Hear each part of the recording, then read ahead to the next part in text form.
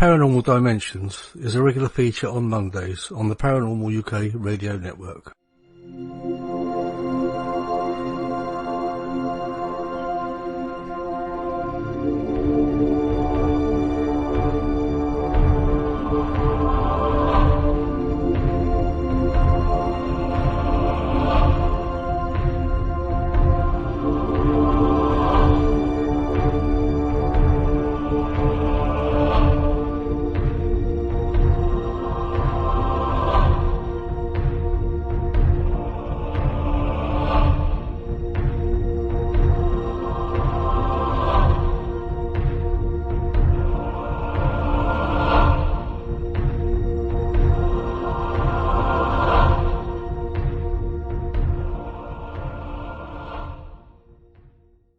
Hello, this is Nick Pope, and you're listening to the Paranormal UK Radio Network, the UK's biggest paranormal network. And this is Paranormal Dimensions with David Young. Hello, welcome to the show. Thanks for that, Nick. Okay, right, I've got a few call-outs for a few people here. I'm gonna, it's my first attempt at calling this name out. Stefanos Panagiotakis. Now, I'm gonna have him as a guest in a couple of weeks' time. He's actually very much involved in the Pascagoula UFO affair, as an investigator, which we'll be hearing a bit about today. Eric Mintle of Plumsteadville, Pennsylvania, USA, and Melanie Lang of Glasgow, Scotland, UK. Okay, today's guest is making a welcome return is Kathleen Marden. She was here, a few months back when we sadly lost Stanton Friedman. She did like a kind of a tribute show and, with me and we covered other things as well, obviously, but, it was mainly, for Stanton. But today I'd really like to concentrate on a lot of her own work. She's got a new book coming out, which we'll talk about in a moment. But really, I would like to get into like the regression thing about the Calvin Parker case, which we spoke about a couple of weeks ago with Calvin. Anyway, I think I'll waste no more time. I'll invite Kathleen on and say hello to everyone. Hello. It's great to be back with you. Yeah, it's welcome to come. You know, it's lovely to have you back on the show after Thank you. After a few months. And how's the circuit been without Stanton? I'm sure he's still being missed, isn't he? Oh, we miss him very much, and I always do a little tribute to Stanton whenever I speak on the circuit. I had a very, very busy year, traveling most of the time between the mid-June and the end of September, and actually through the middle of October too. But I am at home now. I have just one more conference to do this year, major conference, and that will be in Orlando, Florida. So that's fairly near to my home. I know it well, yeah. I think a lot of us Brits do.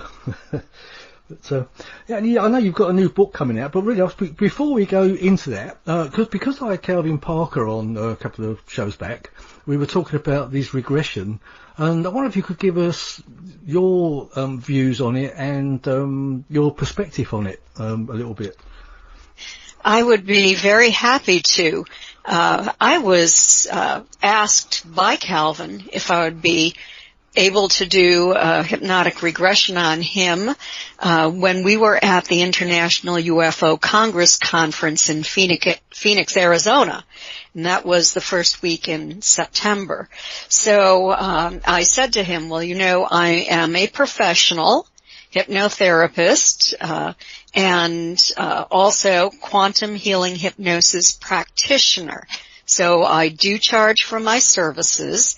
I am not like the old practitioners who hadn't been trained and were just doing it for whatever information they could receive back in that time frame. So Calvin and a couple of other people got in touch with me a few days later, and I agreed to set up a hypnosis session with him on September 14. And so I was flown into New Orleans and picked up and driven to Calvin's home. And I spent the entire afternoon speaking with Calvin, his wife, and his mother who lives with them now. And I always do a very long interview before I do a hypnosis session because I want to know what information is remembered consciously. And, I had very, very few days to review the book that was written by Charlie Hickson and William Mendez, UFO Contact at Pascagoula. And then, Calvin's book that had recently been released, and that was Pascagoula, The Closest Encounter. So I have very rapidly gone through those, read, the hypnosis sessions that I could. But I wanted to discuss what the technique that I was going to use with him. I wanted to answer any questions that he had, and I wanted to know about any conscious recall of memories that he or his family had about contact. And his mother actually told me that when Calvin had already grown up and moved out of the house, she lived on a farm, and behind her was a cow pond, a cattle pond where the cattle would drink, small pond, and then a pasture full of cattle. And one night there was a craft that came in with bright lights showing on the pond, and the water appeared turbulent under the pond, and all of a sudden all of the cows came running toward the corral, the barn, and very rapidly disappeared inside there, and she had just yelled out, "He's not here! Calvin's not here!" So I thought that was quite an interesting event. She then turned off all of the lights of the house and kind of hid. She certainly didn't want to be taken. Wow, yeah. So during the conversation, I learned that there were 4 events involving a woman. And this woman started out being fairly young, and then she seemed to age over time. And these events happened. One, he didn't know a date. He thought it was when he was very young and camping on the Pearl River with his father and his brother and Charlie Hickson and Charlie's kids. And so we wanted to cover that. We wanted to find out how, when it happened and how old Calvin was. I wanted a description of this woman, and I wanted to know if he and his family and Charlie Hickson's family had any contact that night. Maybe they had an abduction. We ended up finding out that the first event occurred in 1963 when he was 9. The Pearl River event was in October of 1966. And only 2 weeks later he would be 13 years old.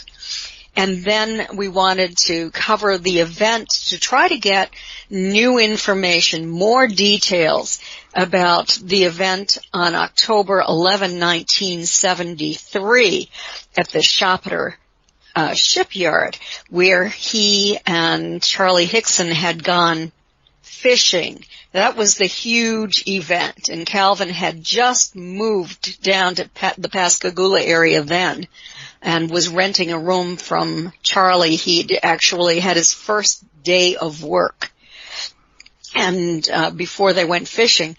And then there was a 4th event where he saw this woman again, and he didn't really remember anything about it, except for he had a brief hypnosis session that had run into the 1973 event. So it was impossible to know that it was actually a 4th event. But this occurred in March of 1993 when he was 39 years old.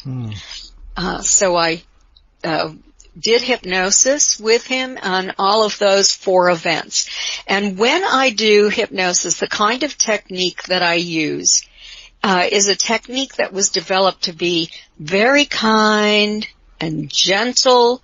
I would try to put him in the deepest level of hypnosis possible, and I believe he went there. He was extremely relaxed.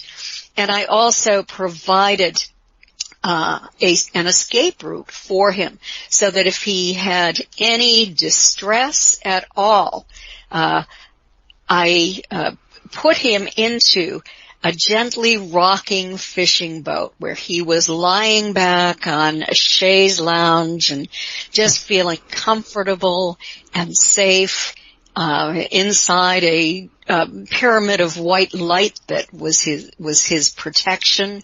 And so I needed to do this, especially with Calvin, given the fact that he had a stroke back in 2011, had some health issues, and I certainly did not want to create any health problems for him by having him relive in real time the events that that especially any traumatic events. That would not have been a good idea at all. I didn't want to kill him. I only wanted to help him to recover from any trauma that might have occurred, and to walk him through these memories and uncover any details that were still hidden in these memories. So I was able to do that. I can briefly walk you through this if you'd like. Sure, yeah. Can I just jump in for a moment? Can you actually tell if someone's faking, or do you have a technique that you know that if someone's actually faking it, or, I'm only asking because I don't really know anything about it, but... Oh, well, let me tell you about hypnosis then. All hypnosis is self-hypnosis. So I give the suggestions to go into this state of very deep relaxation, but people have to follow along.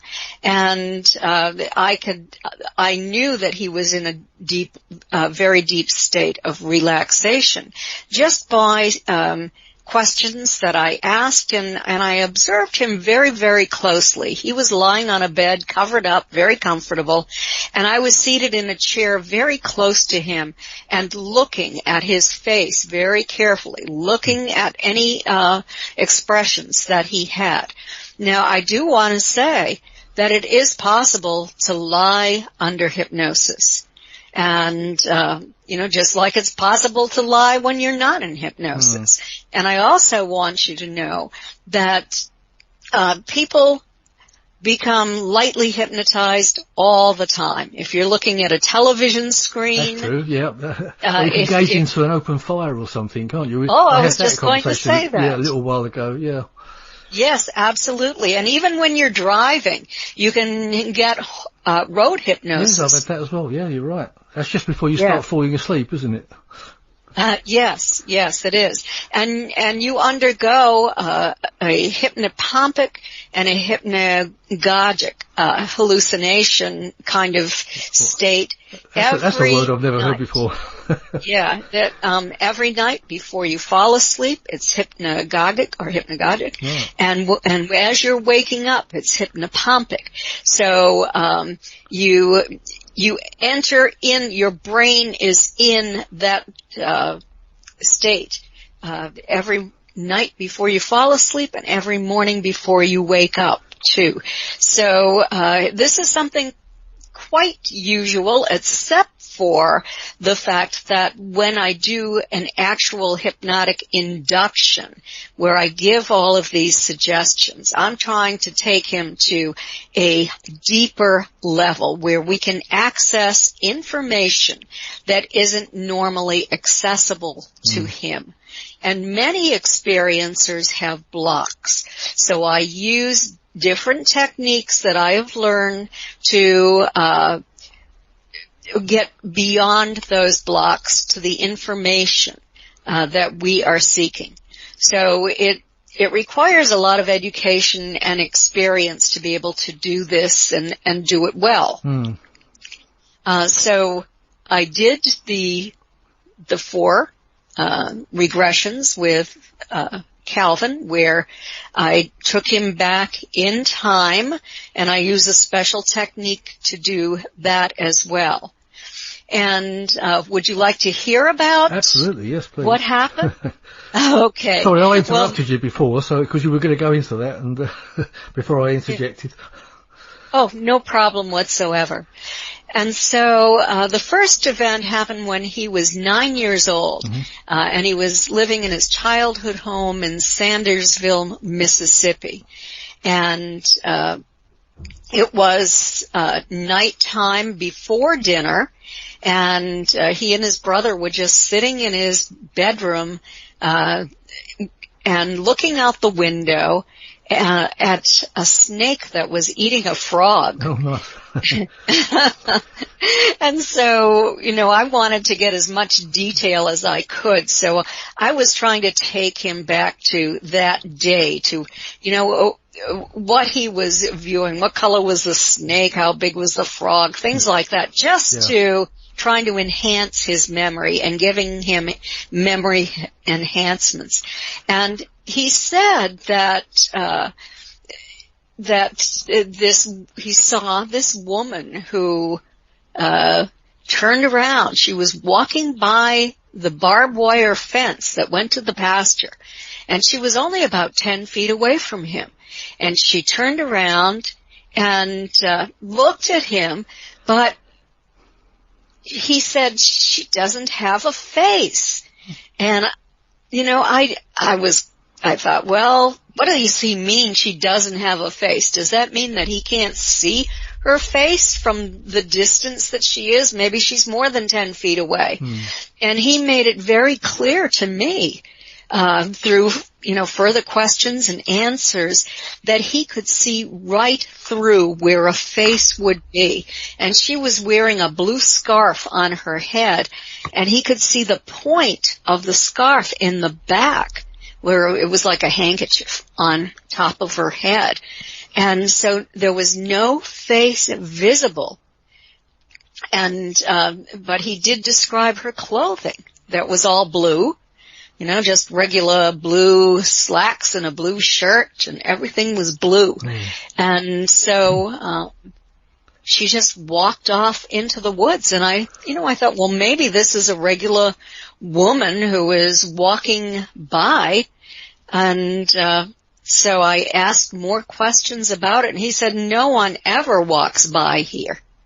So, pretty weird, or, and I thought, well, is this a ghost, or is this an ET? What in the heck is going on here?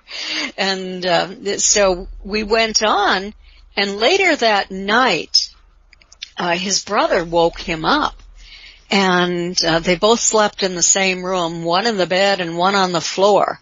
And his brother was very distressed, and woke him up. He was scared, and he said, there was a ghost standing over you, and it was blowing in your ear.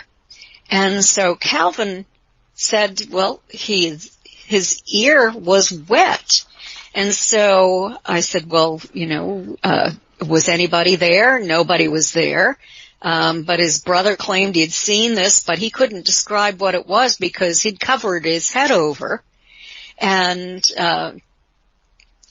all I know is that Calvin's ear was wet. So, there's a possibility that he was drooling, and the drool ran down to his ear, and that's why his ear was wet. Or, and I gave him suggestions to try to elicit an expanded memory. All of the suggestions I give. Maybe he'd had an abduction before this event. Maybe they were putting him back into bed, or maybe afterwards. I found out that immediately afterwards, his mother came into their bedroom because they'd made so much noise, and she told them to quiet down and go to sleep. And they both fell asleep right away. Well, regardless of how many suggestions I gave, there was no additional memory of being taken that night. Right. So I moved on to the next event, which happened during a camping trip on the Pearl River, where he was with Charlie Hickson, his father, his brother. I think you said that was 1966. Sorry for I think that was 1967 actually. Right. He was. It was 2 weeks before his 13th birthday in November, and so this happened in October, just before Halloween, and he had walked back to the woods to urinate. He'd finished urinating, and as he was standing there, this same woman appeared to him again, dressed as the same and the same body type anyway. Of course, the first time he couldn't see her hair, but he just assumed that it was the same one. She had long blonde hair, and she was very attractive and had a nice smile. She, again, was wearing, he couldn't tell what she was wearing on her body this time. She was standing about 10 feet away from him again, and he thought maybe she was in her 20s. But the thing that was so unusual about this is that this was kind of out in the middle of nowhere. It wasn't a regular campground. They didn't even have a tent. They just had blankets around a campfire on the banks of the Pearl River. And his father and Charlie Hickson were fishing. And so what happened next is that Charlie and Hickson came up and called him and said, "Come down here, we're getting ready to eat. Put your weenies on a coat hanger." And he did. He went back down. He put the coat hanger over the fire, and they ate their hot dogs. That's what we call them here. I don't know what you call them. We call them here that as well. So no difference there. Okay. Okay. And so then the night came. They fell asleep. I gave suggestions again, but I will not give any leading suggestions. I would just say, "Did you see anything happen that night?" And he said, "No, we just slept." And did anything wake you up during the night? And he said, "Well, we all woke up because we heard what we thought was a wolf, and it scared us." And then they slept through the night. They got up in the morning and they got ready and, packed up camp and went back home. So, regardless of how much I pushed and removed any, blocks that might be there, apparently nothing else happened. I don't know if Charlie hadn't called him, maybe he would have disappeared into the woods with that woman. But that did not happen. But he's sure it was the same woman, basically. He believed it was the same one that he had seen all 4 times. Because it seems like the description of the Nordic kind of aliens, say extraterrestrials that we hear about. Is that description? But different, because this woman was extraordinarily thin, skeletal in a way. And so this is not your typical Nordic encounter. I'm very perplexed by this because it's kind of a one-of-a-kind encounter. I thought that I was going to be able to hypnotize him, and I would end up finding out that this was maybe an insectoid type wearing a disguise, like a mask. No, that did not happen. I thought I was going to find typical small grays after I broke through the blocks. No, that did not happen. This is unique. It's very unique. I have never worked with anyone who had this kind of experience, and I have been a MUFON field investigator since 1991. I'm too busy to really do investigations anymore. But I've talked to probably well over 2,000 experiencers. I've read many, many books through the years. I've talked to colleagues. This is really different. And very strange. Oh, same. Yeah. Yes, yes.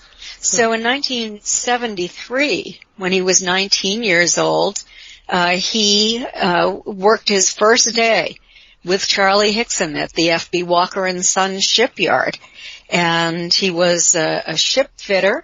We went through his day, what he did, and how he would be given a set of plans, and he'd have to use a cutting torch to cut out these patterns, and then the welders would come in and weld it to the ship. And so I took him through the day, and we moved forward. I found out that he had just purchased a yellow Rambler Hornet car 6 weeks earlier, and he'd just made his first payment, and it was in perfect condition. It ran well, and this was going to be very important, and I'll get to that in a few minutes.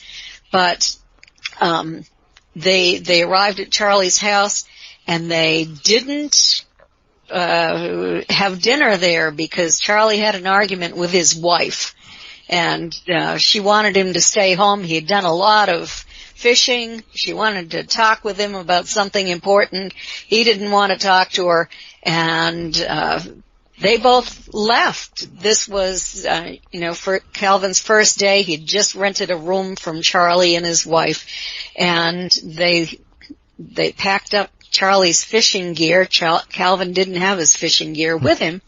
Stopped at a store, got some snack cakes and Coke.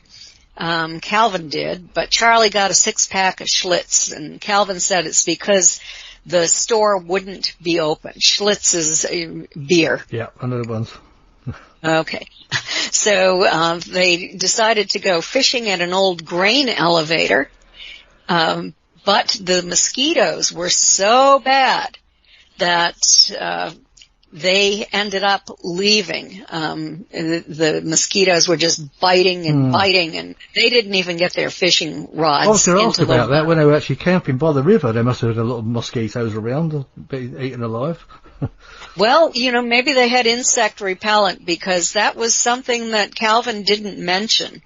But boy, they were being eaten alive here. So they got back into Calvin's car and ended up going to the Schopeter. It's an old abandoned shipyard. And as Calvin was driving in, he saw a no trespassing sign, and more than one. And he said, "We can't go fishing here. It says no trespassing." And Charlie said, "Oh, I do it all the time."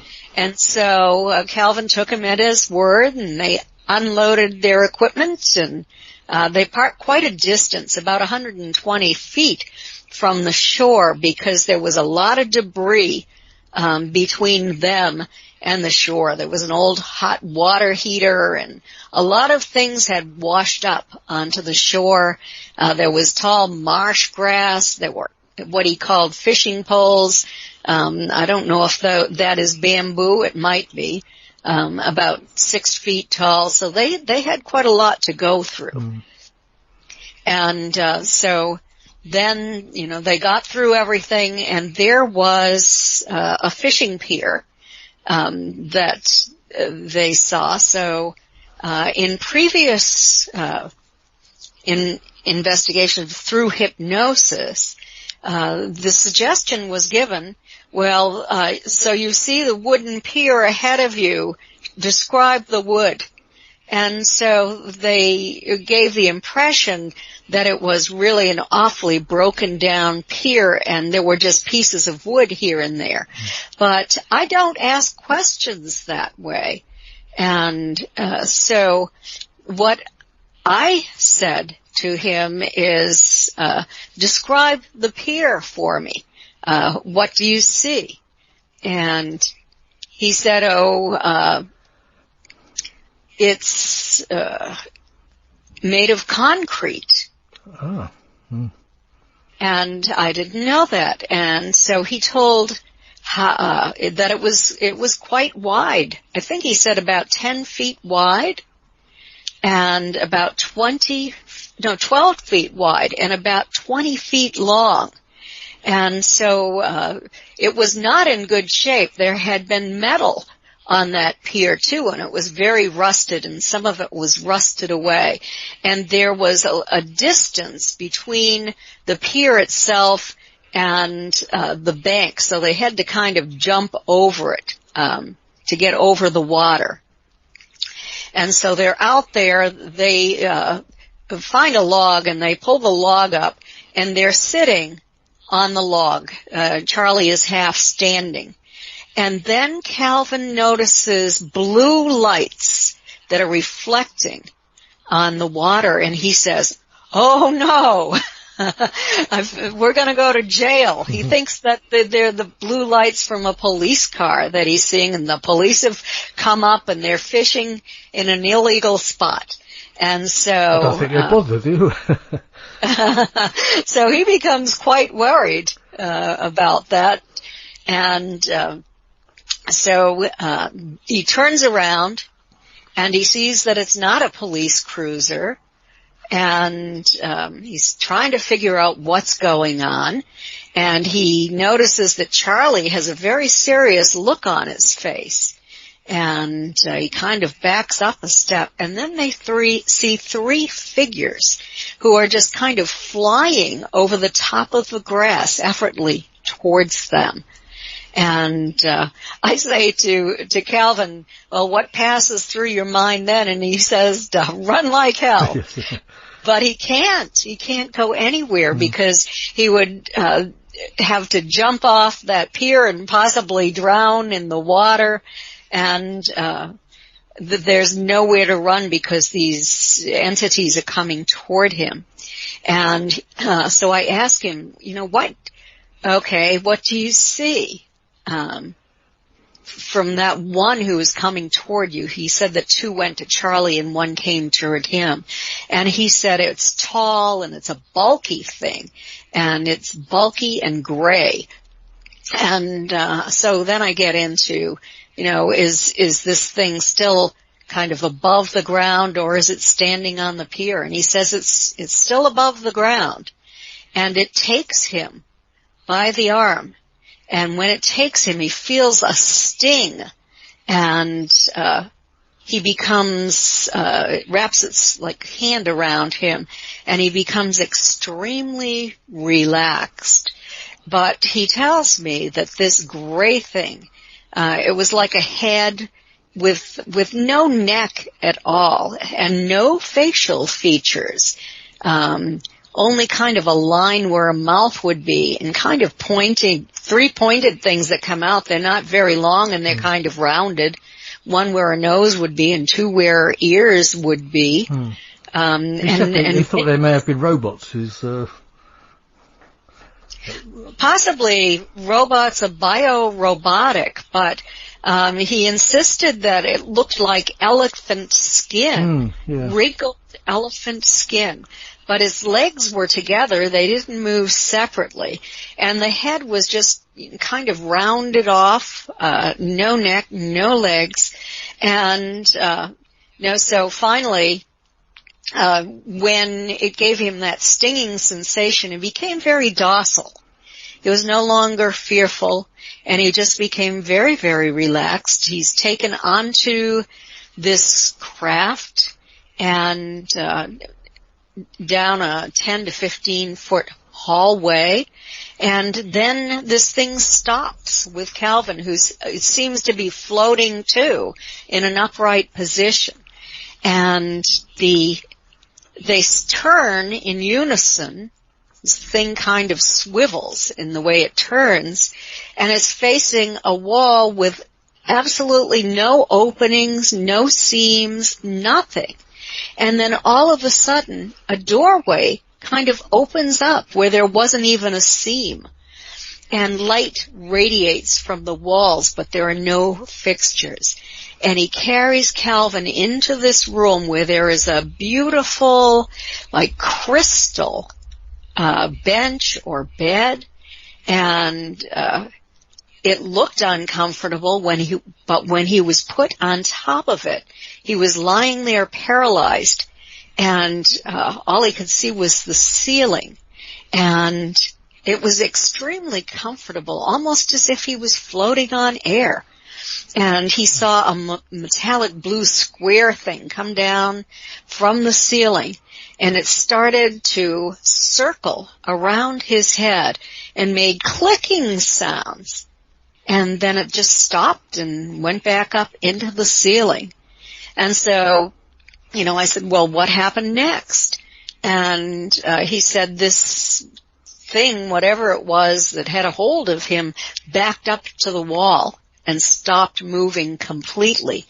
And then something else entered the room, and it came toward him, and it was very different from the thing that he had taken him onto the craft. He said that it looked like a woman, just a regular person coming toward him.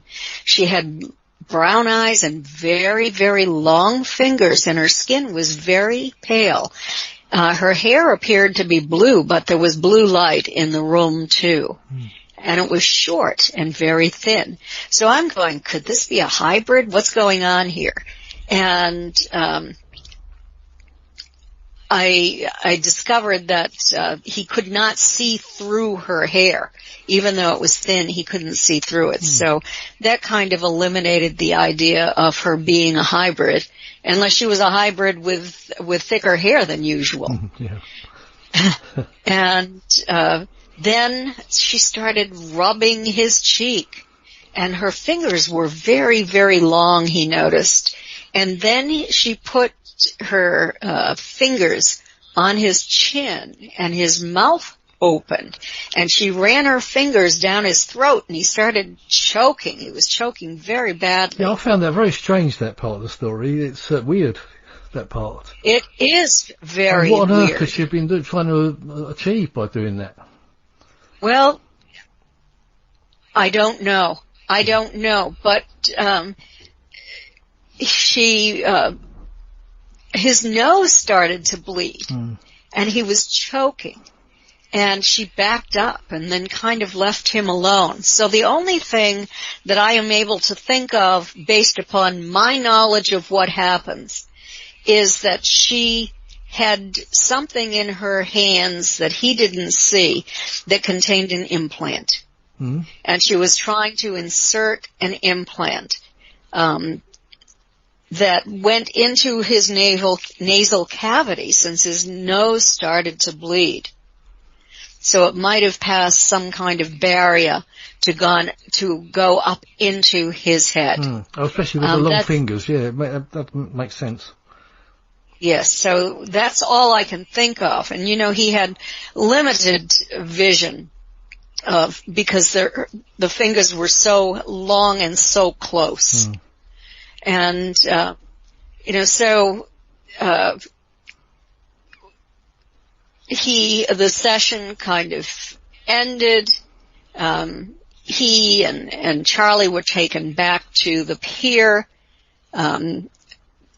They were kind of in a state of shock, and it was the gray one, wrinkled and not at all like what we think of as a gray, that came toward him, took him off the table, and took him back to the riverbank. And so they collected their fishing equipment and went up to put it into the car. And when they got there, there were some serious problems with his new car. The passenger side windshield where the craft had landed was shattered into tiny pieces. Also, there was a crease down the side of his new car. And they got into as Calvin went to get into the car, his belt buckle stuck to the car. The car was magnetized, which we hear so often in these cases where people are taken from their vehicles. But obviously the craft was just near Calvin's vehicle. So you've heard that before, the belt buckles and things getting... Oh, yes. Oh, right. Yes, there's a magnetic field. With Betty and Barney, there was a magnetic field around the front of their car, Betty and Barney Hill. And other cases as well. In the case of Tom Reed's brother Matthew, there was a magnetic field around the car. So getting back to Calvin, he does get into the car, and there's a terrible smell. Well, Charlie's whiskey bottle has shattered too. The whiskey bottle is under the seat. And so they decide, Charlie wants him to call Keesler Air Force Base. They need to stop at the payphone on the way home at that same store, Magic Mark, that they had stopped at before. And so they try to start the car. It won't start. It turns and turns, and it won't start. But finally, the engine turns over, and he's able to drive out of there to Magic Mart. And Charlie goes into the phone booth. Keesler Air Force Base tells Charlie to call the local police station. And so he does, and they say, stay in place, we're coming your way. And so the police cruiser calls up, and they come up, they smell the whiskey, and they do a sobriety test on Calvin, who has not been drinking at all, and he passes it, and so they say, follow us to the police station.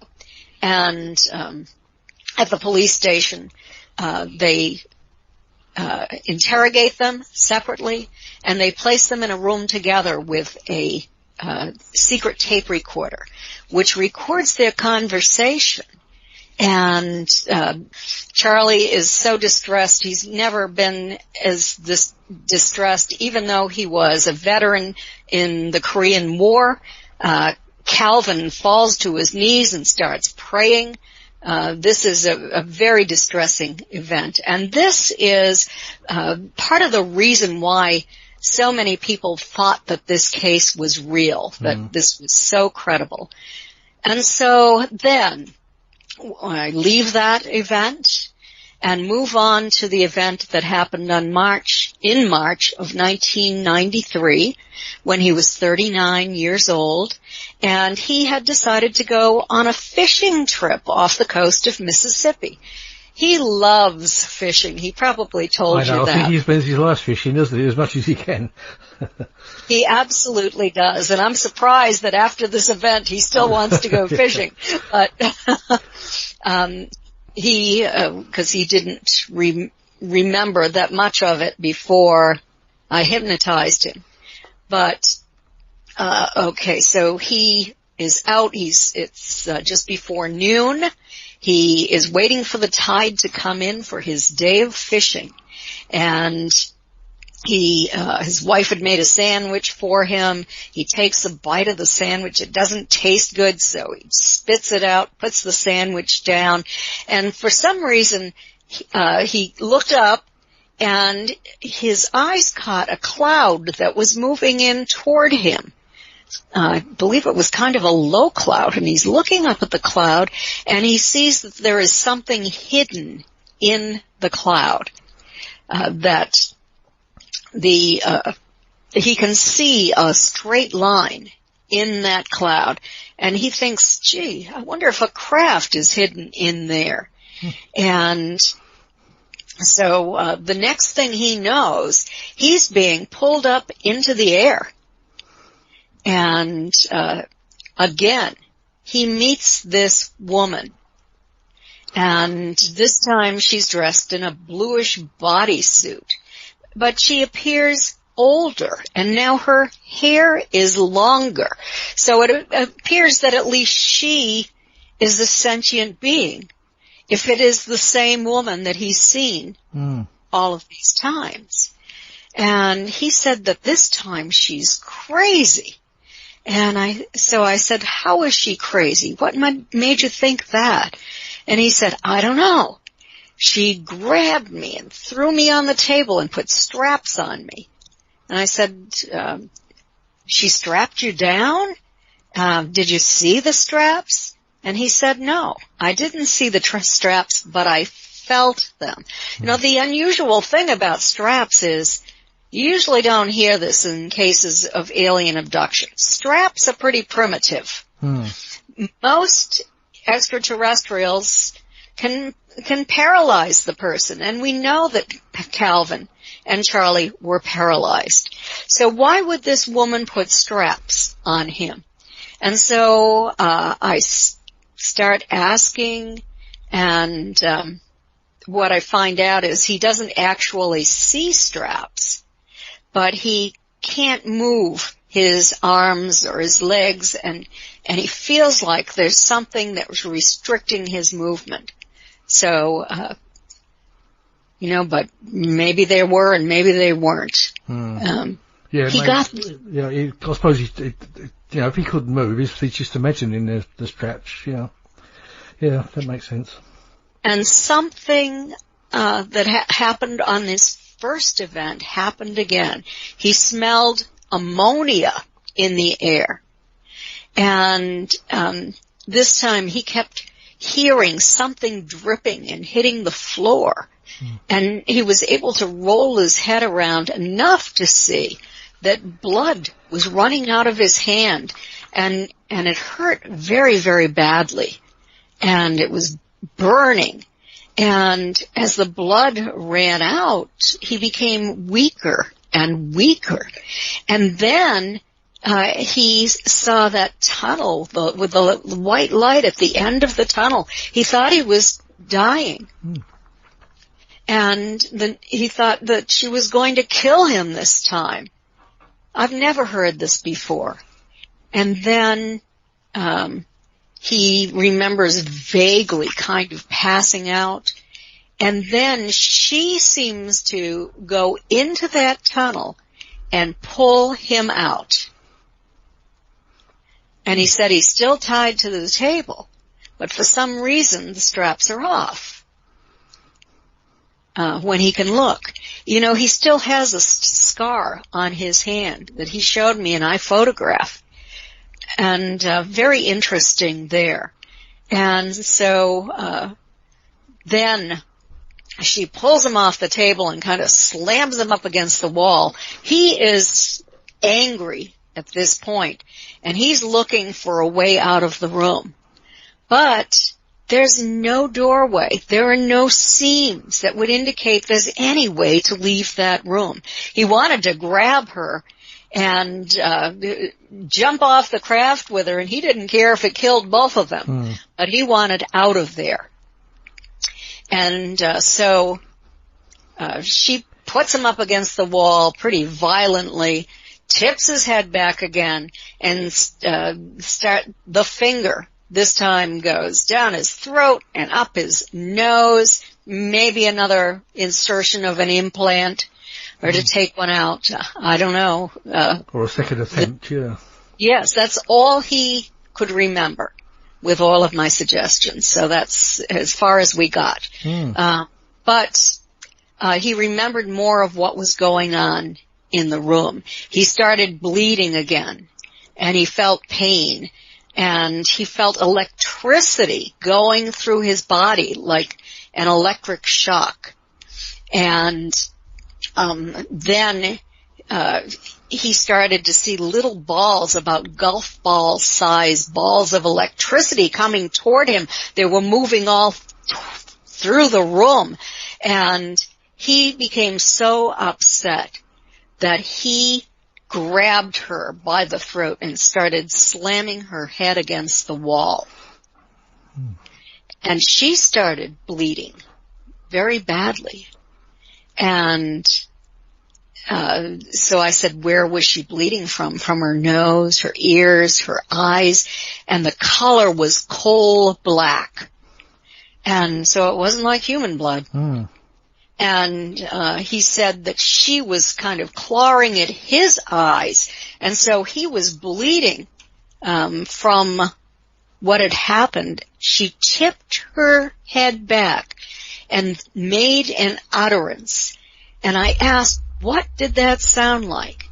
He couldn't make that sound, but he said the closest thing that he could think of to describe that sound was the mating call of an alligator. So, listeners, go online. Can you do that for us, Kathleen? I can't. I'm afraid not. I hear it in the lake outside my house here in Florida. I live on a lake, and during breeding season, I do hear that mating call, but I can't make that We'll have to Google that one. You're going to have to do that. But so anyway, when she made that sound, that gray entity that was up against the wall activated again and came over, took him by the arm. He felt that stinging sensation. He became very relaxed, and he didn't remember anything else until he woke up on that boat. And it was dark already. It was nighttime. And so he had to make it into shore, all kinds of questions. What had happened to him? He didn't know. But now he does know. There was blood all over his clothing, and, you know, that scent of ammonia. And so he just threw the clothing away. And I gave him a post-hypnotic suggestion. Calvin, if this ever happens again, put the clothing into a paper bag and call me immediately. I want to send that clothing to a laboratory. We have missed a lot of physical evidence confirmation because he threw his clothing away. So this was an extremely interesting case. And definitely. So normally with your patients, do you call them patients or regression? I call them clients. Clients, yeah. Do they normally remember everything after the regression, or is it something that? No, I mean, does it? Like a dream when you're trying to remember a dream. Is it something like that? It depends upon how deep they go and whether or not they want to remember it. I can give a post-hypnotic suggestion that they will remember only the things that don't bother them too badly. Right. And I also tape record every session. So there's a voice recording of the session. But your own opinion, you believe that something very weird happened at Pascagoula between Charlie Hickson and Calvin Parker. Yes, absolutely. There's a lot of evidence. There are several witnesses to the UFO that night as well. And there are 2 new witnesses who have come forward fairly recently. That's right. Yeah, I've actually got the new book. It's I haven't got around to reading it yet, though. But I think there's a lot of your regressions in the book, is it? As I understand. Yes, in the brand new one, there are 79 pages, I believe, of the regression that I did with Calvin. So I paraphrased, but you can hear all of it. Yeah. And it is Pascagoula, the story continues. Yep. New evidence. And new witnesses. And new witnesses. Yes. Yeah. No. Oh, sorry, just hit my microphone. Really. I'll have to put everything aside and get to read that book, I think. The trouble is, I've got so many books to try to get to read, and I think they're coming out faster than I can read them.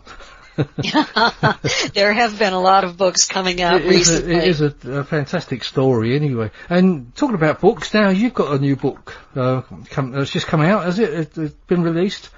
Yes, it was released September 1st. It's now available for purchase in the UK and elsewhere, and it's called Extraterrestrial Contact: What to Do When You've Been Abducted. You've got to put your clothes in a bag and save them for Kathleen Marden. That's one thing, yes.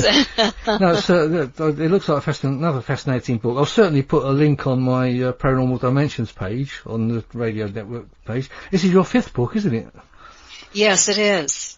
I wrote 3 books with Stanton Friedman. I wrote one book with Denise Stoner, where she gave information about her abduction experience. That was the Alien Abduction Files.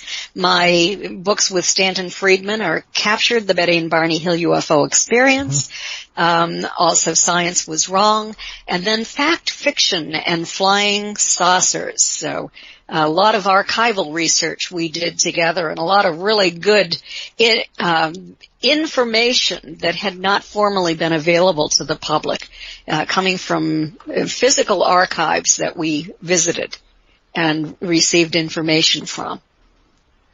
Right. Sorry, my volume went down for some reason.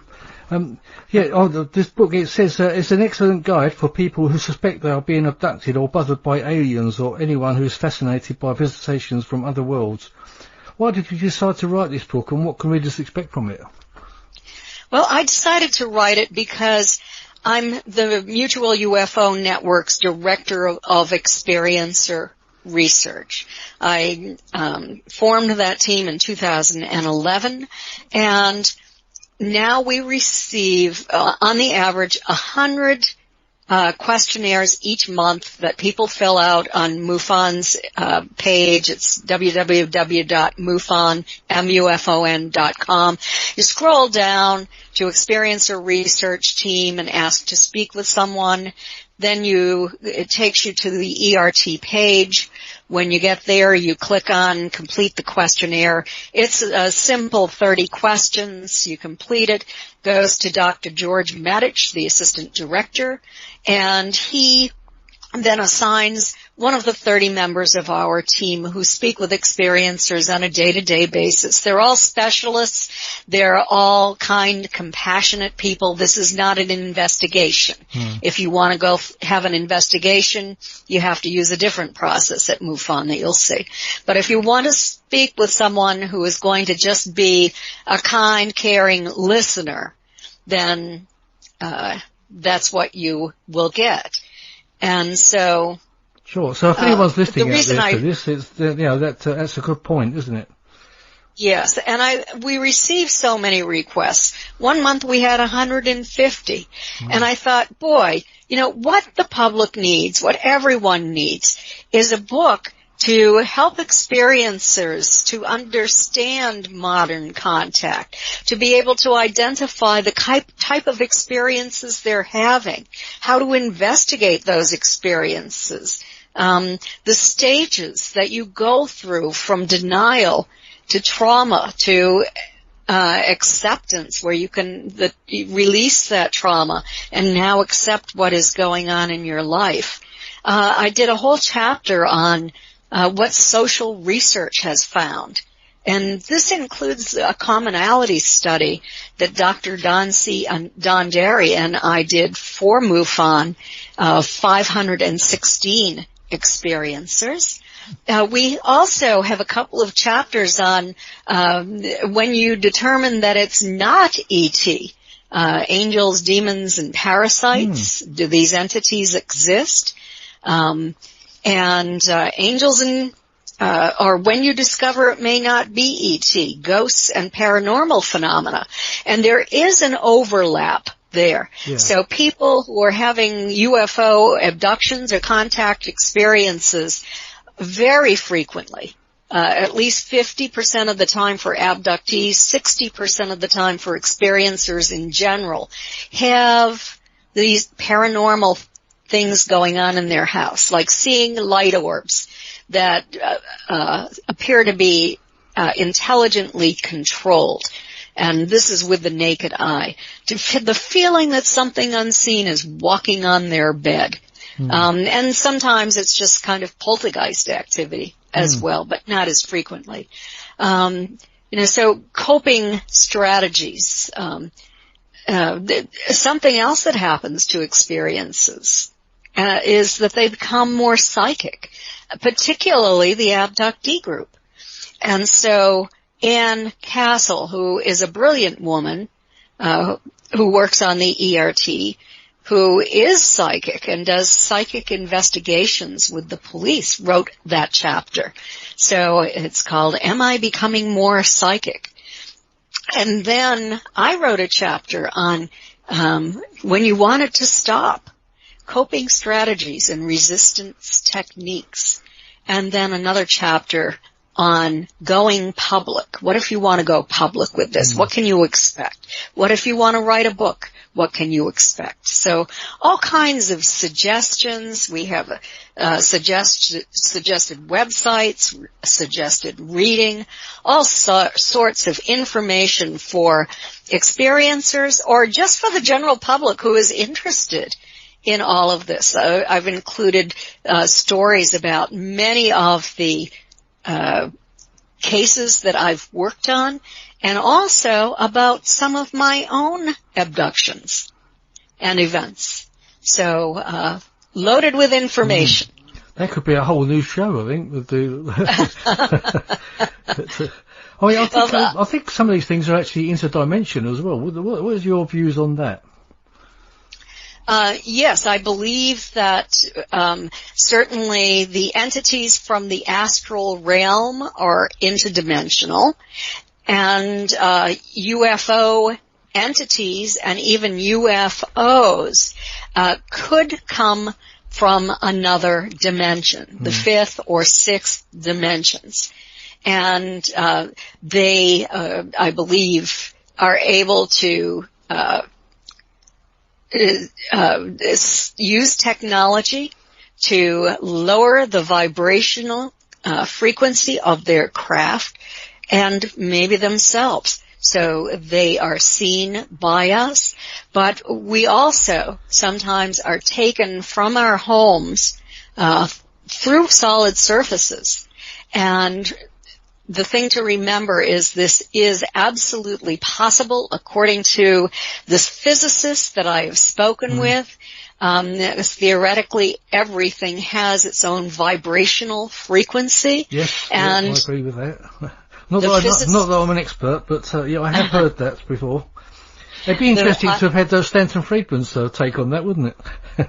Yes, and you know, it would have, but Stanton was not a theoretical physicist. And I asked Stanton, and he said, ask the theoretical physicist. I'm a nuclear physicist. I talk about nuts and bolts. Yeah. So, material scientist. I could just so I did ask. That.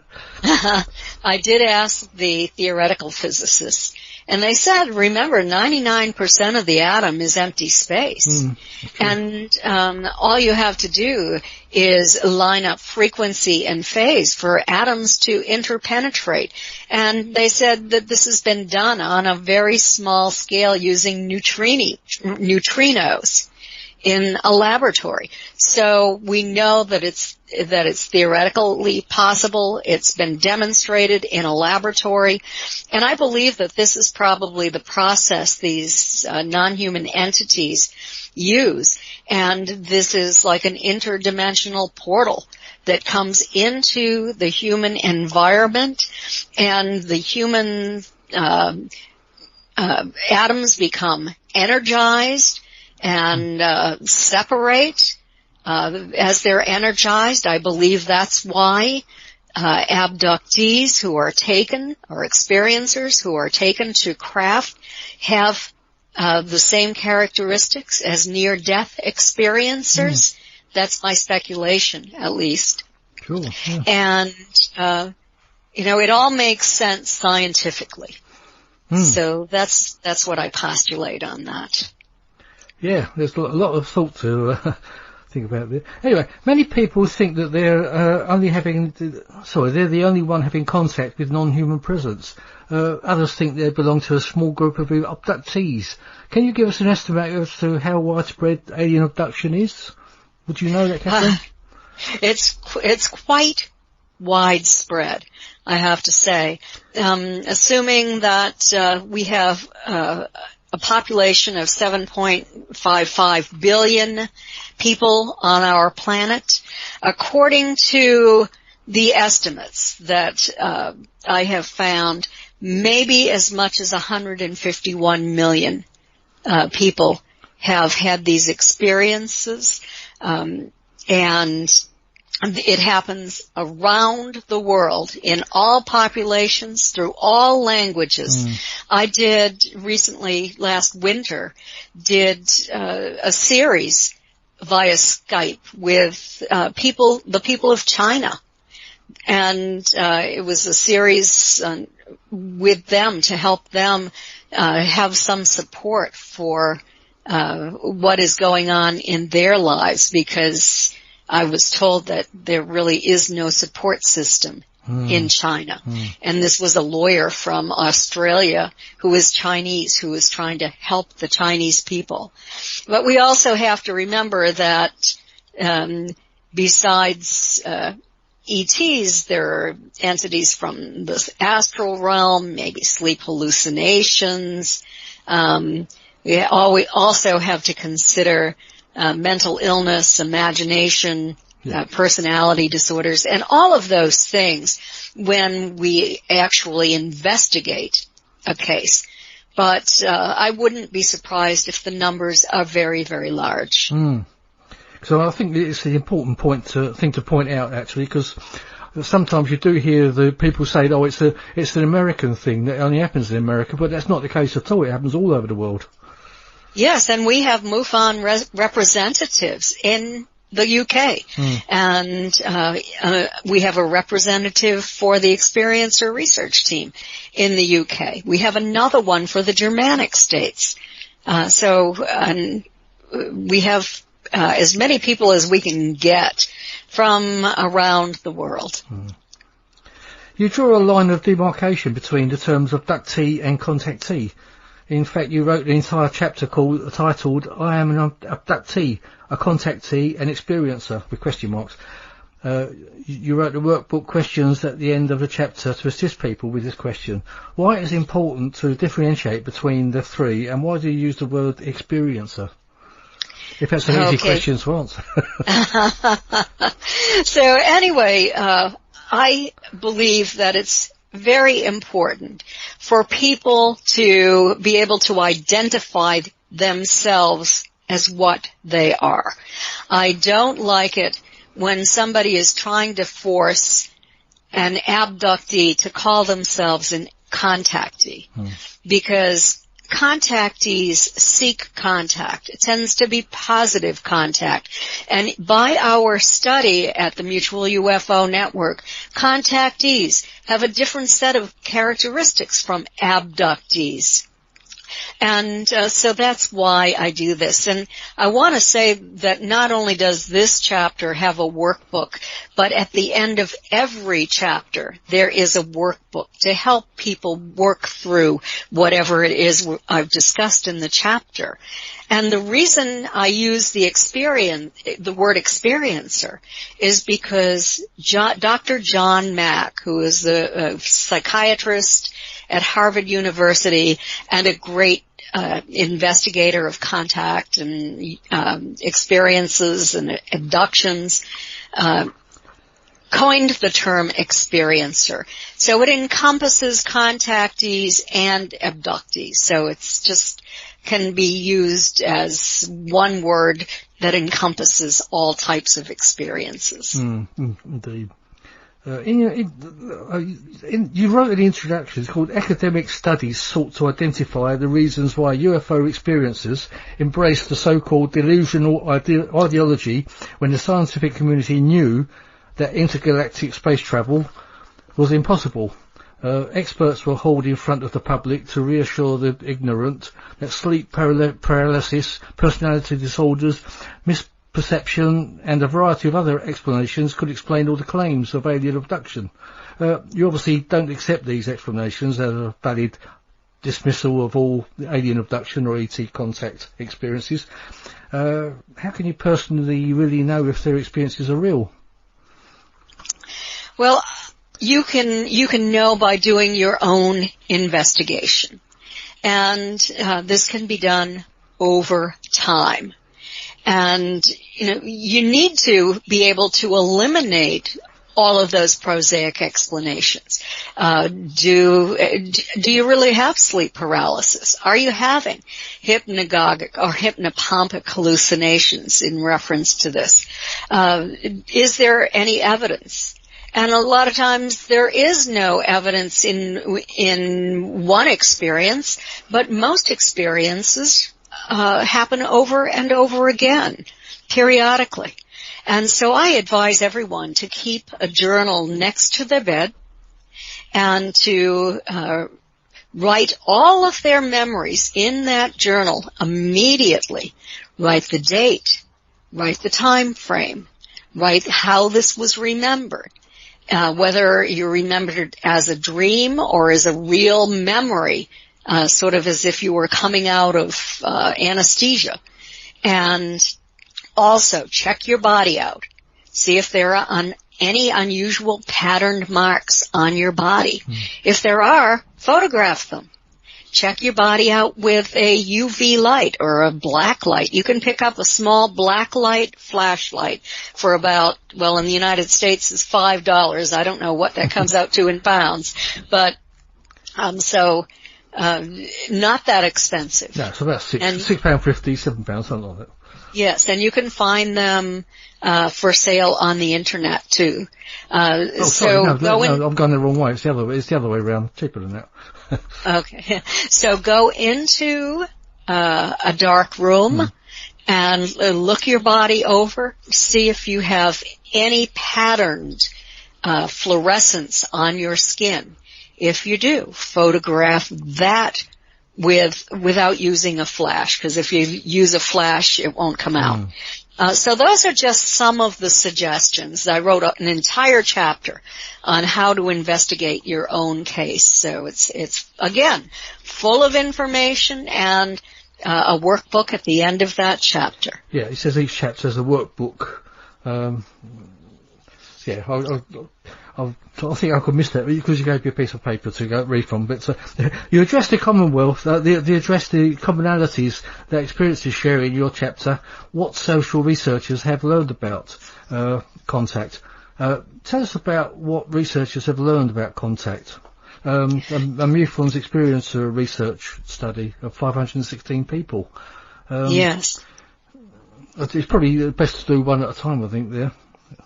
Yes, well, and this is not just MUFON study. I did my first study of 75 individuals in 2012, and Denise Stoner and I worked on this together. We've worked very closely, and she's on the ERT as well. Very experienced investigator and experiencer. And we had 50 experiencers and a 25-person control group who did not have the same characteristics as experiencers. We found 23 characteristics that experiencers shared that the control group did not have. I always like to have a control group. Then I am also a member of the Edgar Mitchell Foundation for Research into Extraterrestrial and Extraordinary Encounters. We did surveys of more than 4,000 experiencers. And then, of course, there is the MUFON one. And Free did not have a control group. MUFON did, because I was running that, and I won't do a study on experiencers unless I have either a control group or a scientific scale. And so in this, we had a scientific scale administered by Dr. Don C. Donderi, and that scale was developed to separate those who had UFO abduction syndrome from those who were simulators or wannabes or members of the general public who are just trying to throw off the results of our study. And you always have some pesky people in there who are just wanting to be nasty, and then so they can turn around and say, ha, your results aren't correct because we did this to you. So we very carefully put trick questions in, and then we had Dr. Donderi's test too that people took. And so we asked 118 questions. We had 516 participants, and we had some very interesting results. We found that viewing a UFO or a disc or a triangle, a structured craft up close is common, particularly among the group of abductees. And members of their family have seen this, and they have seen this at less than 500 feet. Most of them have also seen non-human entities, and it follows family lines. So when it comes to being taken, it is generational. That was something that was very important. We also found an elevated level of Rh negative blood among experiencers, and particularly the abductee group again. In the abductee group, we found that 34% of the abductees had Rh negative blood, even though it's 15% in the general population. You know, that means that 66% is Rh positive, but it's an elevated level among the abductee group. So that was very important.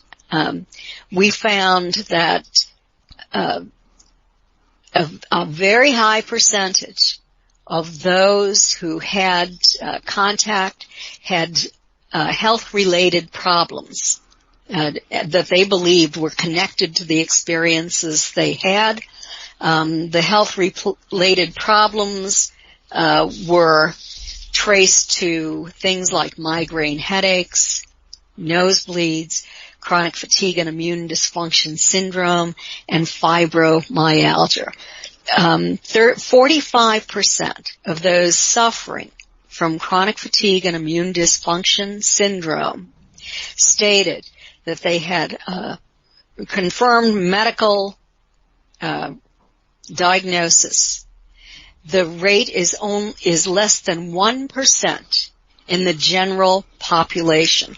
You might call that myalgic encephalomyelitis in the UK.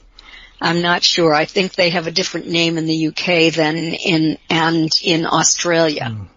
They're always a mouthful, those words, aren't they? Yes, it is. We also found, I had mentioned the paranormal experiences. We also found that, and the skeptics say it's all sleep paralysis. We asked that question. Have you experienced sleep paralysis where you've woken up and you're only able to move your eyes? Well, 74% of the experiencers and 90% of the abductee group said yes, they had experienced that. But then I asked, were you awake? Did you observe non-human entities? Were you able to move your body? And then did you become paralyzed? And what we found was that only 36% of the experiencers in general said that happened to them. But among the abductee group, it was 60%. So very significant among the abductee group. And they can usually sense when this is going to happen, because either they receive a telepathic message that they're going to be taken, or they hear buzzing sounds, they feel energy, they feel nervousness, and so they kind of sense ahead of time that this is going to happen to them. And I want to make clear, too, that the abductee group does not mean that the experience has been terrible.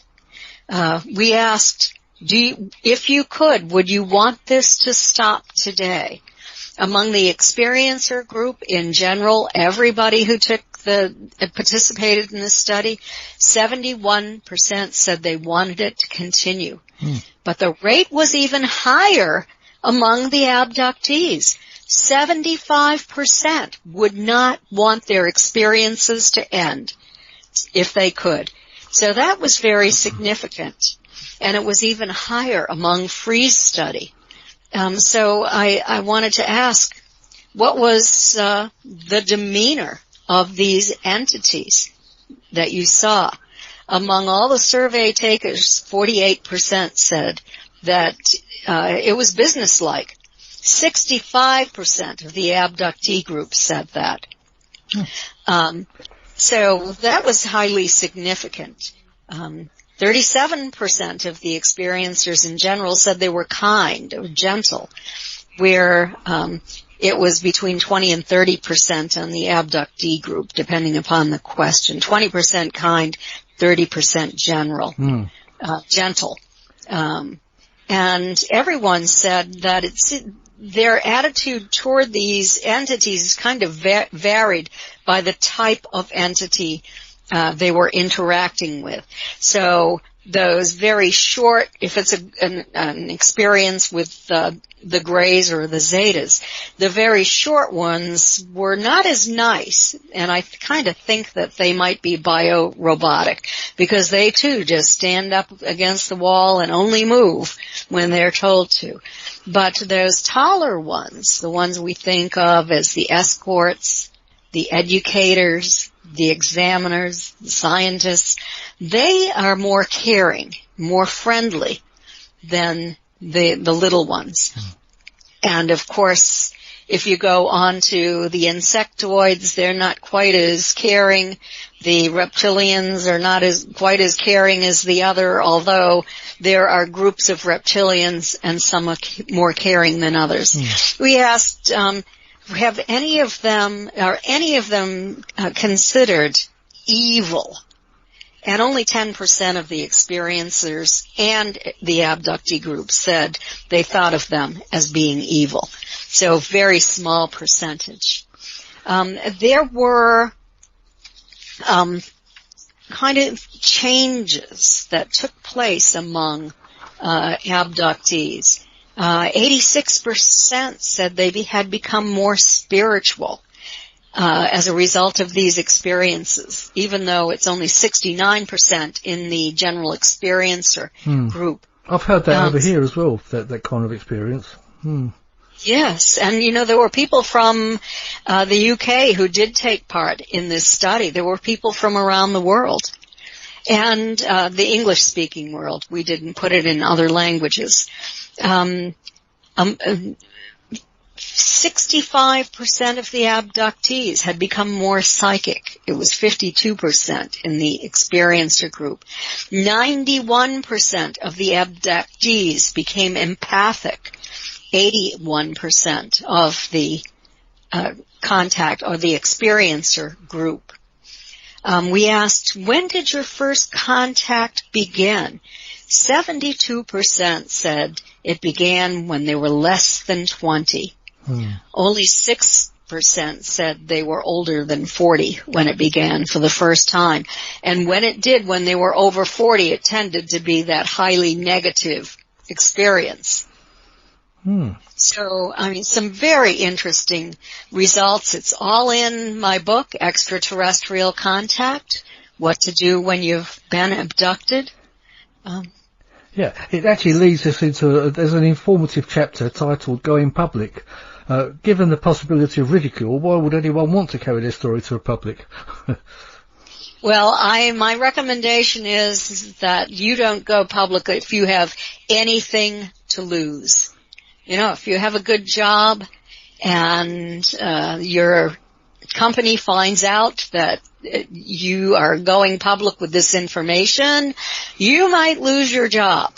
So I'd be very, very cautious. But many people who are retired now and have nothing to lose are going public with their experiences. They're writing their own books about it. They're talking on radio shows about their experiences. So, and that chapter also has some very useful advice about how, if you want to self-publish, it is unlikely if you write a book that it's going to be published. You have to be in the top 1% of writers to have your book published by a real publishing company that hires lawyers, who has the editors for the entire production, and proofreaders and artists who all work for that company, and they take care of the copyright. They do everything. You have to be in the top 1% of that, and I'm very lucky to be in that top percentage, because all of my books have been professionally published. But most people don't make that grade, but they can self-publish. And so in that chapter is all of the information on how to self-publish if you want to write a book and publish it yourself. There's a chapter, when you wanted to stop, coping strategies and resistance techniques. It begins with, have you ever made a survey of descriptive terms used by the popular media? They use terms such as bone-chilling, horrifying, terrifying, screaming, horrendous. There's always a kind of the UFOs are terrifying. What messages are being embedded in the public's mind? It seems to be that we're supposed to be fearing UFOs all the time, doesn't it? Yes, it does. And I have to say that fear sells. And so the media magnates who put out movies and put out very high cost shows kind of put a negative spin on this, that it's supposed to be a very fearful event. And there are even some researchers and hypnotists who put a very negative spin on it. Let me give you an example. I'm not going to say who hypnotized me, but I will tell you that during hypnosis I said, for the first time, I was terrified. I was traumatized. Yet, because I'd been reading these books and I thought, gee, this has been happening to me. But under hypnosis, I said, their eyes are very close to mine. Wow, I'm feeling love coming from them. I've never felt love like this. And they're reassuring me that they're not going to hurt me. I'm part of their family. And then the hypnotist says to me, don't trust an alien. They lie. No one should ever say that. What did it do to my level of fear when I heard that? It made me angry that this hypnotist was suggesting to me, keep the level of trauma that you've kept. You can't believe this. I believe it. That made me lose my fear. My memories are mine. Nobody's going to tell me that I had a bad event when I remembered then positive things occurring, and that these non-human entities were not unkind the way I had been told by this hypnotist who had written books. They were. So what I say is, watch out for who's giving you that information, and you're entitled to your own experience. But if you are indeed having negative experiences where these entities are coming in, they are not solid, and then they materialize in front of you, they're horrifying to look at. They are holding you upside down by your ankles. They're putting deep scratch marks on your body. They're taunting you. They're telling you things like, you're going to die soon. Why don't you just do it? If they're saying those things to you, you want to get rid of it. Definitely. And the best way to get rid of this happening in your life is to do this through prayer, call out to a spiritual entity. And it doesn't matter what your religion is, as far as I'm concerned. despite your religion, call out to that entity that you pray to and say, in the name of this entity, I'll just say God, or the highest intelligence, I command you to leave my room now and don't come back.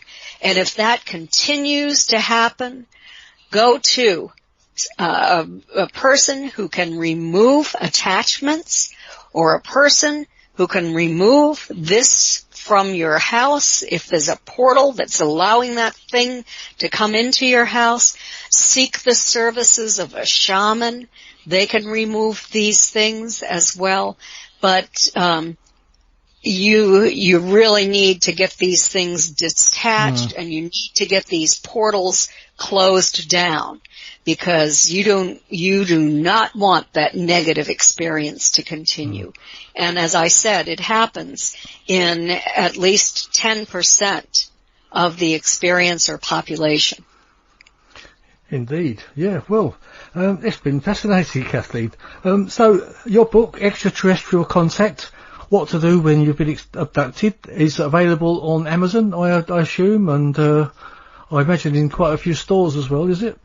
Yes, it is. You can purchase it from Amazon or Barnes & Noble if you have that over there. And it's also available as an audiobook and as an ebook. Oh, right. I recommend getting the hard copy so that you can complete the workbook at the end of each chapter. It's very helpful. I think the nice thing with the hard book is you can get it signed as well by yourself. And yes, but you can't purchase it from me via my website, because by the time I shipped it to the UK, boy, you'd be paying a huge amount of money. It would huge. So if you come to a conference in the US, and I'm a vendor at that conference where I'm speaking, I'd be happy to put your name in a book. Absolutely. And autograph. Well, I mean, the thing is, this will go out right across the US anyway, so many people listening to this will hopefully want to get your book and get it signed by you, and hopefully come to any conferences that you're going to be appearing at. Yes, and all of that is on my website at Kathleen with a K -Marden, MARDEN.com. That's lovely. I'll put all those links on the Paranormal Dimensions page, Kathleen. Well, it's been fascinating great. again. Thank you so much for coming back onto the show. It's been lovely speaking to you again, and maybe you'll come back again in a year or when your next book comes out, eh? I would love to. And my next book is going to be about my own life and my personal experiences, my family's experiences, and all of the work that I did with Stanton Friedman. Oh, fantastic. Oh, well, I'll drop you a line, and maybe in 6 months we'll have another revisit, if that's all right. Yeah, it depends on how quickly I can get this book. But I'll certainly be keeping an eye out anyway to when it's going to be coming out. And but anyway, Kathleen, thank you very much. It's been a great pleasure speaking to you again, and thank you so much for finding the time to come on and speak to me again. And it's been a great pleasure.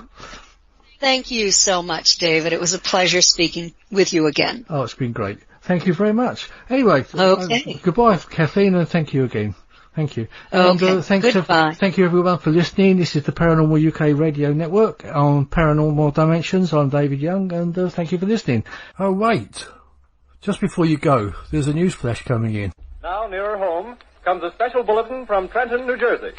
It is reported that at 8:50 p.m., a huge flaming object, believed to be a meteorite, fell on a farm in the neighborhood of Grover's Mill, New Jersey, 22 miles from Trenton. The flash in the sky was visible within a radius of several hundred miles, and the noise of the impact was heard as far north as Elizabeth. We have dispatched a special mobile unit to the scene. We're here in Grover's Mill, New Jersey with Bill Burns. Bill, what are we doing here? We are at the exact spot, right here, there's the monument, where a meteor, ostensibly from Mars, that was really a spaceship, based on H.G. Wells' novel War of the Worlds from the end of the 19th century, this is the spot where it landed. This is the American version of War of the Worlds. Okay, that's Bill Burns, and he's speaking there with Eric Mintle, a guest from a few shows back. If you go to my Paranormal Dimensions page, you'll see there's a short documentary there. And it's all kind of where fake news began with the story of War of the Worlds, and it's pretty interesting. Obviously, this is some of the audio from it, but it's far better to see the actual film itself. It's actually really good quality and pretty interesting. And thank you to Eric Mintle for allowing me to play this on the show. Take you now to Grover's Mill, New Jersey. Ladies and gentlemen, this is Carl Phillips again, out at the Wilmot Farm, Grover's Mill, New Jersey. Professor Pearson and myself made the 11 miles from Princeton in 10 minutes. Well, I hardly know where to begin. Paint for you a word picture of a strange scene before my eyes, but something out of a modern Arabian Night. Well, I just got here. I haven't had a chance to look around yet. I guess that's it. Yes, I guess that's the thing directly in front of me, half buried in a vast pit. So, Bill, that was one of the first science fiction books by H.G. Wells, War of the Worlds. Everybody thinks it's science fiction, but it wasn't. It was satire camouflaged as science fiction. Wait a minute, Bill, why a satire? I mean, why Grover's Mill? Why Princeton? Because it was Princeton, actually it was Frank Stanton at Princeton, who was working for the Rockefeller Foundation, who paid for the whole thing. So when you say it's fake news, yeah, it's fake news, but the broadcast itself was a hoax on top of a hoax on top of a hoax. Because the whole point of this thing was, it was not an entertainment broadcast, it was a mass population media experiment couched in terms of a science fiction story on the radio. Professor Pearson. Yes, Mr. Ross. Can you tell us the meaning of that scraping noise inside the thing? Possibly the unequal cooling of its surface. I say, do you still think it's a meteor, Professor? I don't know what to think. Why was it satire? Look at the premise of the book. What was Britain circa 1895? The strongest country on the face of the planet. Okay. The mightiest military. The British flag was all around the world, from India all the way to places in the Pacific. The point is, the most powerful nation in the world is suddenly invaded by Martians. They come crashing down in meteors, and the most powerful army in the world can't defeat them. And remember, this is less than a decade before World War I, and the most powerful army in the world, the British Army, could not defeat the Martians. Now ask me what defeated the Martians. What defeated the Martians? The common cold. So here's the satire. The most powerful country in the world is crushed by the Martians, and yet the tiniest of microbes, the minute bacteria, that fells the Martians. So, wait a minute, what about all the panic in the streets? And I mean, all these people that were committing suicide and all of that. I mean, what about all that? Never happened. There was no panic at all in the streets, Eric, and here's why. Because for Frank Stanton and for the Rockefeller Foundation funded group that was supporting this Mercury Theater of the Air, there had to be panic. And I'll tell you why. Because the whole thing was an experiment in how do you move mass media? How do you move mass populations with information? And you might ask, why? Why would you even go down that road? Why would the Rockefeller Foundation go down that road? And here's the reason. What were the two major events, cataclysmic world events that happened right after World War II? The rise of communism and the overthrow of the Tsar. So a whole new regime came into being, the Soviet Union, in the 1920s. And then Hitler invaded the Sudetenland, Austria, and of course the year after the broadcast, Poland in the 1930s. So you had two major cataclysmic mass movements. And what the Rockefeller Foundation wanted to know was how? How did that start? Where did it start? How did it start? The same way it started in 2016. Fake news. So what did the Rockefeller Foundation do? They created their own fake news. Grover's Mill. In fact, when it was all over, after the dust had settled and people were saying, oh my God, these people were playing tricks on the mass media, people weren't jumping out of windows. People weren't running into the streets like the invasion of the body snatchers. Mm-hmm. In fact, months afterward, Frank Stanton himself, and we can talk about Frank Stanton, but Frank Stanton himself complained to the British newspapers there was no panic in the streets. He couldn't generate the panic he wanted to generate. You know, it's fascinating. What Bill's just telling us is absolutely incredible. It actually makes a lot of sense. I can't wait to hear a little bit more about what happened here. So why Frank Stanton? Frank Stanton at Princeton was in charge of measuring analytics. And here's what he was doing. The whole point was, what could stimulate a mass population to go in a certain direction? Now, we all know who invented this stuff, right? It was the Russians. It's Pavlov dogs. Ring a bell? So that's the whole point. How do you could humans do what dogs do by following stimuli? And that's what Frank Stanton was measuring. He was measuring what would it take. This was in the wake of the Communist Revolution and in the wake of Hitler's takeover of Germany and Mussolini's takeover of Italy. What did it take to get people so fundamentally unable to run a country to the head of those countries to make a war that by 1945 had the potential of wiping out a planet? What was it? Well, back in 1938, nobody knew. So how do you measure it? You test it. You create the one thing that would drive people crazy. Not the Nazis, not the commies, not the fascists, the Martians. And the point was that Martians were invading. Even though the whole broadcast was announced every 15 minutes, this was entertainment, not news, didn't matter. What would people do in the face of a Martian threat? How do you measure it? How do you analyze it? How do you cope with it? How do you deal with it? How do you remediate it? That was Frank Stanton. And guess where Frank Stanton went after he did this? I don't know. Frank Stanton became the media analytics guy at CBS, and ultimately he ran CBS television. And that's what happened from the War of the Worlds. Unbelievable. Now, we talked about this a little while ago. Wasn't there a report done on this as well? Yes, indeed there was. And in fact, the report was the Brookings Institute study of what the effect of a UFO encounter, mass encounter, would be on the population. They used Frank Stanton's War of the World broadcast to say there'd be panic in the streets. The undercurrent of these stories is actually more fascinating sometimes than the real stories. Why is that? The real story is that the government has been weaponizing the UFO stories ever since Roswell.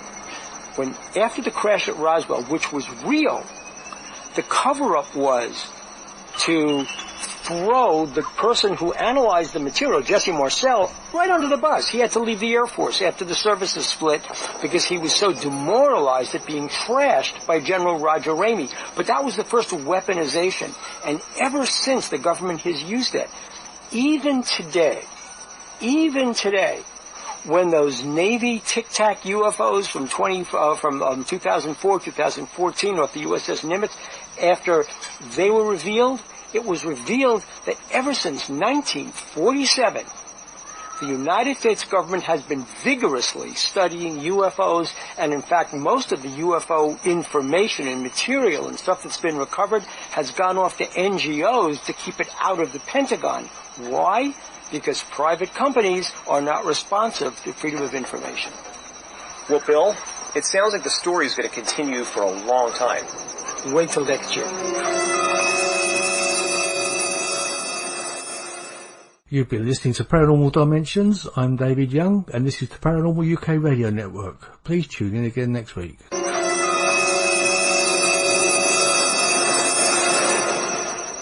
Estimated in the last 2 hours, 3 million people have moved out along the roads to the north. Hutchison River Parkway still kept open for motor traffic. Avoid bridges to Long Island hopelessly jammed. All communication with Jersey Shore closed 10 minutes ago. No more defenses. Our army is wiped out.